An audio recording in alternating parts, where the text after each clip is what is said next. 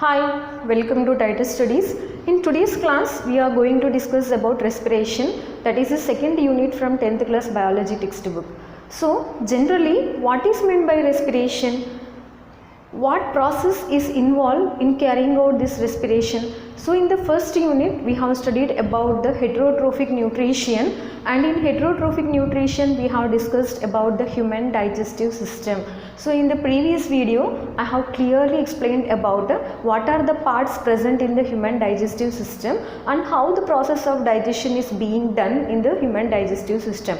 So, whenever you eat food, we require some amount of balanced diet. That means if you take carbohydrates, proteins, vitamins, fats and minerals in a complete amount, then only the food becomes the balanced diet. So whatever food you are eating, it is being converted into glucose, and that glucose which is present inside the blood and which is being transported to the different parts of our body with the help of the blood, it is giving us the energy. So breaking down of the food molecule to give the energy, the process we call it as respiration. So how the energy is released?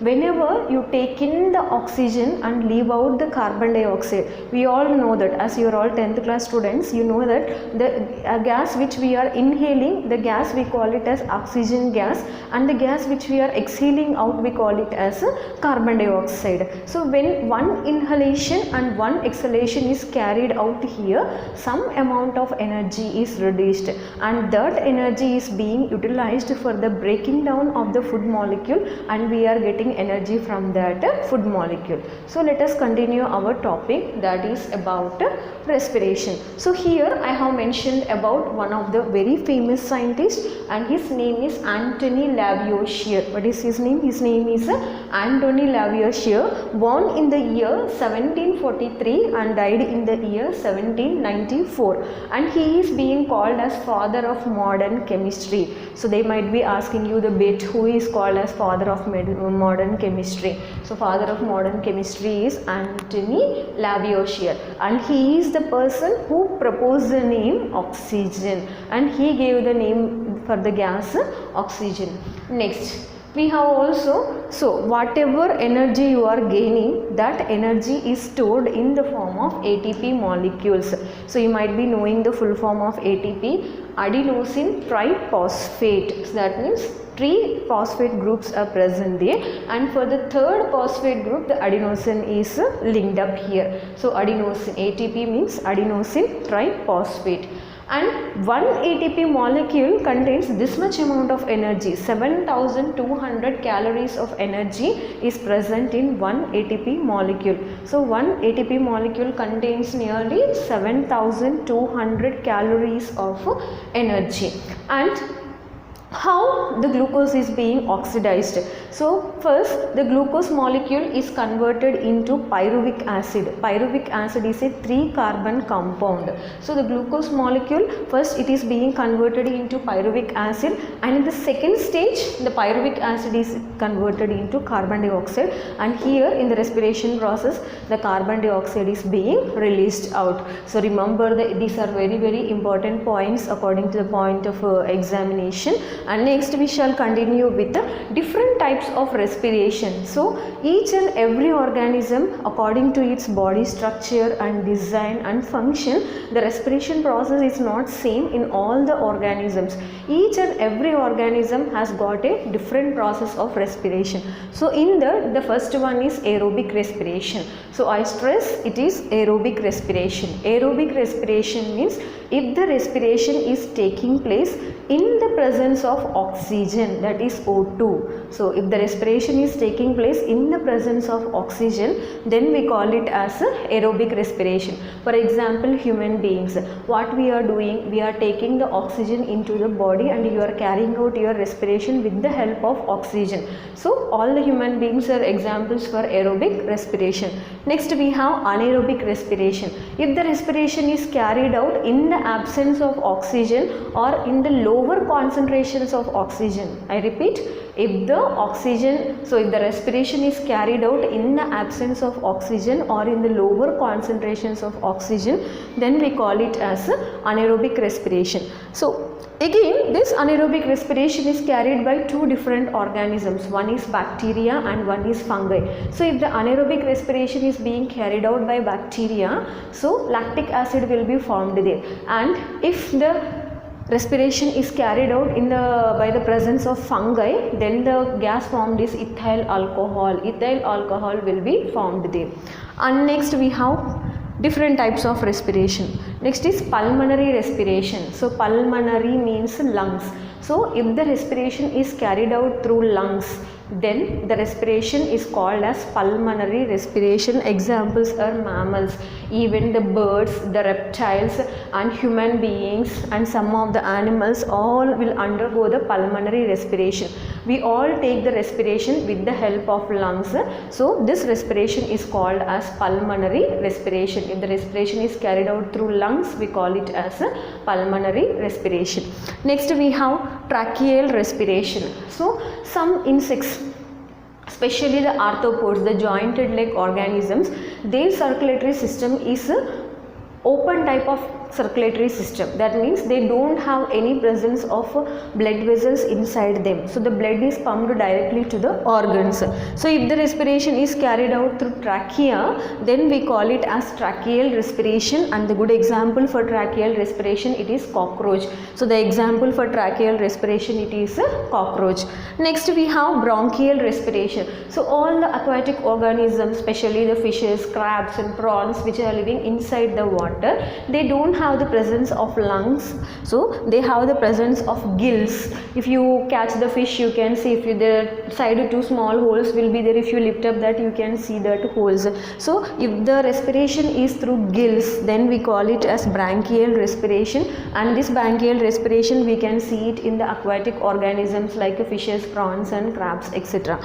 Next, the last one is cutaneous respiration. So if the respiration is through skin, for example frog, so frog respires through skin. So if the organisms are frog, if their organisms, if they respire through skin, then we call it as cutaneous respiration.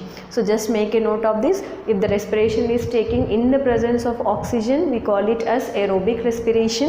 If the respiration is taken in the absence of oxygen or in the lower concentrations of oxygen, then we call it as anaerobic respiration. And next, if the respiration is carried out through lungs, then we call it as pulmonary respiration. The example is mammal here. And if the respiration is through trachea, then we call it as tracheal respiration. Example is cockroach. If the respiration is carried out through gills, then we call it as branchial respiration. Example is fish. And if the respiration is through skin, then we call it as cutaneous respiration, and example is frog. Next, the very important topic in second unit is about the flow chart. So here we are talking about the flow chart of a respiratory system. So what is the flow chart? Let me explain you the flow chart first. So nostrils, next it is nasal cavity, next comes pharynx, next comes larynx, next comes trachea, bronchus, bronchioles, alveolus, and finally it reaches the blood. Understand here. So whenever you are taking the respiration, you inhale oxygen gas. Along with oxygen, we take some amount of nitrogen and we also take some amount of carbon dioxide into our body. So what happens? The two holes present in front of the nose, we call them as nostrils.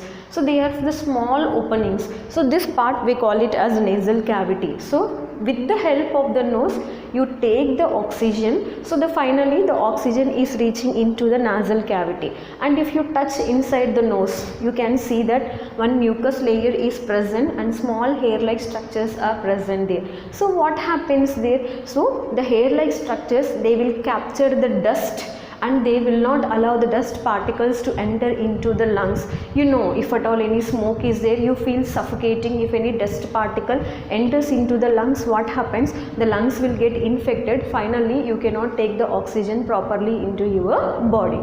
So the air reaches the nostrils, then it will enter into nasal cavity, and inside the nasal cavity, I told you two things will happen. One is Moistening means the air which is present outside in the environment, the temperature may be different to our body temperature. So what happens in the nasal cavity? The temperature will get normalized to our body temperature. So the dry air which is present out, it becomes wet air with the help of the mucus that is present in the nasal cavity. So two things, warming and moistening takes place in the nasal cavity. So from nostrils the air is entering into nasal cavity, and next from the nasal cavity it will enter into pharynx. So in the previous video I told you that pharynx is a common passage for food pipe and windpipe. So whenever you are taking the food, so epiglottis will be present here and it is a flap like structure. So what happens whenever you are taking the food, the windpipe will close and food will enter into the food pipe, and whenever you are inhaling the oxygen or inhaling the air, the food pipe will be closed and windpipe will open. So here pharynx contain epiglottis, and epiglottis is a flap like structure there, and it is a common passage for both food pipe and windpipe. So food pipe is esophagus, windpipe is larynx, and in the larynx we have the vocal cords. Vocal cords means, now whenever I talk or whenever you talk, you can listen to this sound and speech is being produced. So how the speech is produced? Because of the vocal cords which are present in the larynx. So here you have to remember, this is a very important bit. They will ask you vocal cords are present in which part of the respiratory system. So vocal cords are present in larynx, and next from the larynx the oxygen gas will enter into trachea. So there will be a middle trachea, so trachea will be like this, and from here two lines will be formed, and this is the shape of the lung. So trachea is present here, and this trachea is being divided into two branches which we call it as bronchioles, and later these bronchioles will reach inside the lungs, and in the lungs we have got sac-like structures. When you see the bunch of grapes, you can see small grapes. In the same way, bunch of alveoli is present inside the lung. And what this alveoli will do, it will help in the exchange of gas. So now you are taking the oxygen. In the same way, carbon dioxide will be stored inside the alveoli. So the carbon dioxide is exhaled out and oxygen is inhaled in. So this alveoli will store the oxygen. And finally blood. In the third unit we will learn that blood is being pumped to the lungs for oxygenation. The deoxygenated blood from the right ventricle, it is carried to the lungs with the help of pulmonary artery, and with the pulmonary artery brings the blood to alveoli. So what happens here, the alveoli will get mixed up with the oxygen. That means the blood will enter into alveoli here, and oxygen molecules will get mixed up there, and blood becomes oxygenated blood. So again that blood will be pumped back to the heart, and from the heart the blood is being pumped to different parts of our body. So this is the flow chart. In the same way, carbon dioxide from the blood, it will reach the alveoli, next it will reach the bronchioles, from bronchioles it will reach the bronchus, and from there it will reach trachea, and from there it will reach larynx, next it will reach to pharynx, next it will reach to nasal cavity, and finally with the help of nostrils the carbon dioxide gas is emitted out. So if you understand this flow chart, the entire respiration part is very easy. So here there is a chance they will ask you about the flow chart and the process involved in the respiration. So next we shall continue with the same topic, that is respiration, some of the experiments that are dealt in the textbook, as well as how the respiration is being taking place in the plants, and some of the other organisms which are mentioned as examples in the textbook.